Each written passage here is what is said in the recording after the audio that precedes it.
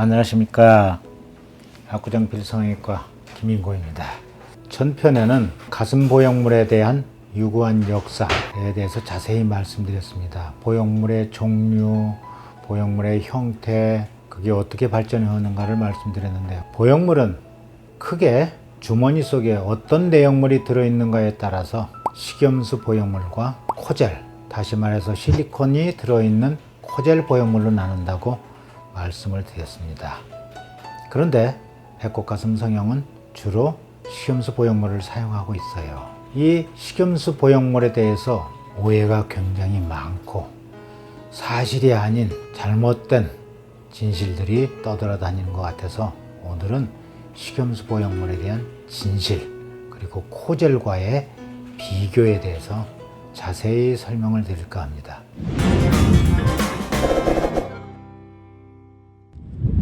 여러분들 생리식염수 보형물이 뭐가 들어있느냐? 생리식염수가 들어있는 게 생리식염수 보형물입니다. 내용물이. 생리식염수가 뭔지 아십니까? 생리식염수는 우리 체액 성분하고 전해질이나 농도나 pH나 이런 것들이 우리 체액 성분하고 똑같이 맞춰져 있는 게 생리식염수죠. 이렇게 말씀드리면 잘 모르겠죠? 더 아주 쉽게 말씀드릴게요. 여러분들 잘 아시고 계시는 링거 주사액이 바로 생리식염수입니다. 링거 주사액이 우리 몸에 이로워요? 해로워요? 이로우니까 영양실조가 됐거나 환자가 됐거나 이런 분들에게 링거 주사액을 주지 않습니까? 그러면은 생기가 돋고 활기차게 되고 그렇게 되죠. 왜냐? 우리 체액 성분을 보충을 해주기 때문입니다. 그런데 이 링거 주사액이 우리 몸에 들어가면은 간이나 콩팥 같은 곳에 가서 고여있게 되나요? 아니죠. 들어가자마자 우리 몸에 흡수가 돼갖고 다 없어져 버려서 나중에 배설되고 말죠. 그런데 이 링거 주사액, 다시 말해서 생리식염수로 채워진 식염수 보형물은 만약에 새거나 터지면 어떻게 될까요? 역시 생리식염수기 때문에 새거나 터지면 주위조직경에서 바로 흡수돼 버립니다. 따라서 생리식염수 보형물이 새거나 터지면 몇 주일이나 몇 달에 걸쳐서 서서히 작아지는 것이 아니라 며칠이면 빠른 분은 하루 이틀만 해도 납작해져 버립니다. 그래서 생리식염수 보형물이 터졌는지 정상인지 검사해 볼 필요가 없어요. 병원에 가서 진찰을 해보나 검사해 볼 필요가 없습니다. 자기가 바로 알게 됩니다. 그러면 어떻게 한다고요? 이렇게 하고 오셔서 바로 새 것으로 갈아 끼고 가시면 됩니다. 이거 갈아 끼는 시간은 15분이 채 안 걸려요. 왜 그러느냐고요? 이미 여기 공간이 다 확보됐거든요. 터진 식염수 보형물을 백을 빼내고 새 것으로 바로 집어넣기만 하기 때문에 이렇게 간단한 겁니다. 이렇게 생리식염수 보형물은 인체에 안전하고 또한 유익하기까지 한 게 생리식염수 보형물입니다. 그런데 보형물에는 이 식염수 보형물과 또 뭐가 있다고요? 바로 코젤 보형물이라고 합니다. 코젤 보형물이 뭔지 아십니까? 이건 원래 잘못 줄인 말이에요. 원래는 코이시브 실리콘 젤의 줄임말입니다. 그런데 줄임말 치고 좀 이상하잖아요. 줄임말을 줄이려면은 각 단어의 앞 글자 따서 줄이죠.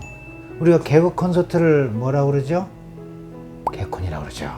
개그의 개, 콘서트의 콘, 앞 글자 따서 개콘이라고 그러지 뒷 글자 따서 개트라고 하는 사람 보신 적 있어요? 그런데 코이시브 실리콘젤을 주자로 하려면 코실, 또 세자로 말하려면 코실젤이라고 말을 해야 되는데 가운데에 가장 중요한 말 실리콘이란 말을 생략을 해버리고 아무 의미도 없는 맨 앞 100글자하고 끄트머리 글자만 따서 코젤이라고 했단 말이에요.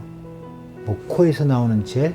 왜 그랬을까요? 바로 이 실리콘이란 말을 감추려고 코에시브 실리콘 젤이 처음 나왔을 때부터 코실젤이라고 안 하고 코젤이라고 했던 것입니다. 왜냐? 이 실리콘 젤 보형물은요 90년대 초반까지 사용됐다가 퇴출돼 버렸죠.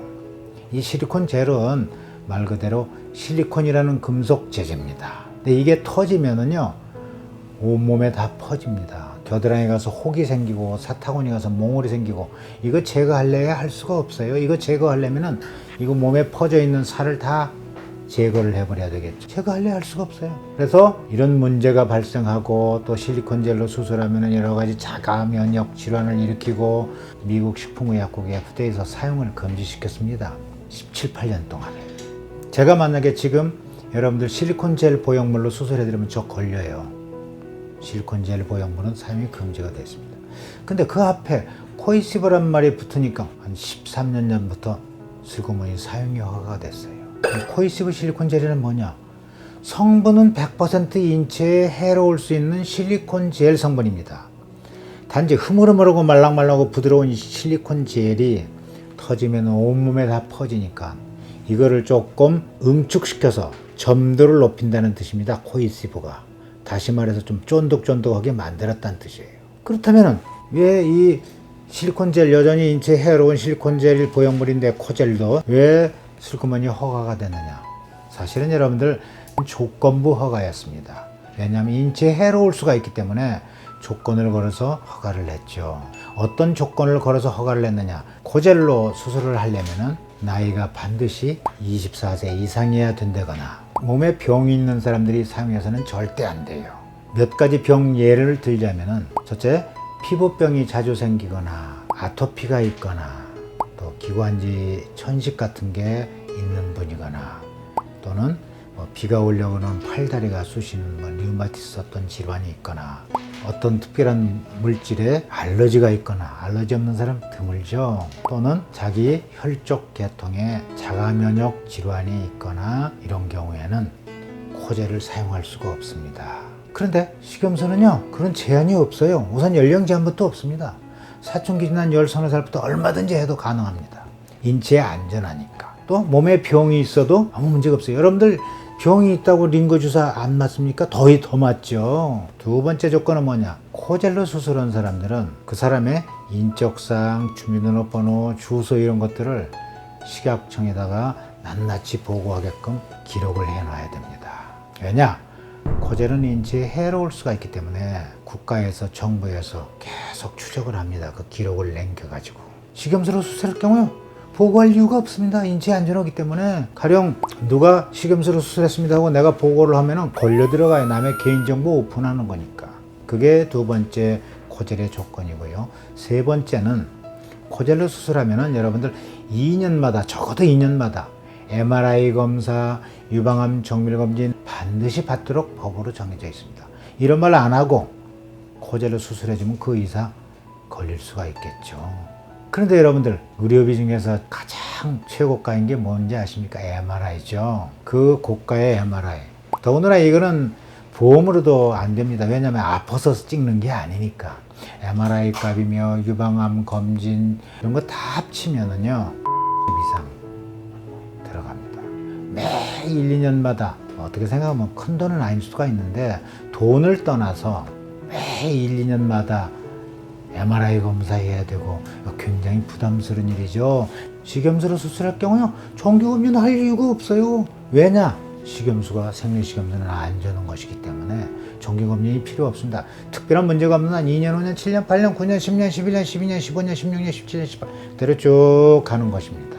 자, 지금까지 제가 식염수 보형물하고 코젤 보형물에 대해서 비교적 자세히 설명을 드렸는데 코젤이 식염수보다 좋은 게 하나도 없죠. 그런데 딱 하나 좋다고 잘못 소문이 난 게 있습니다. 뭐냐? 촉감이 좋다고 소문이 났죠. 여러분들 직접 식염수 보형물하고 코젤 보형물하고 만져보신 적이 있으십니까? 웬만한 병원 가셔도요 두 개 비교를 안 합니다. 그냥 코젤만 만져보게 하고서는 식염수는 코젤보다 촉감이 안 좋습니다 하고 말로 때워요.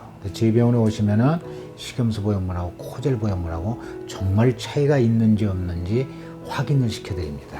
정말 촉감의 차이가 있는지 없는지 한번 확인해 보시기 바랍니다. 하나는 식염수고요, 하나는 코젤이에요. 여기 써 있으니까 감춰야 되겠다. 한번 만져보시기 바랍니다. 차이 있어요? 잘 모르겠는데요.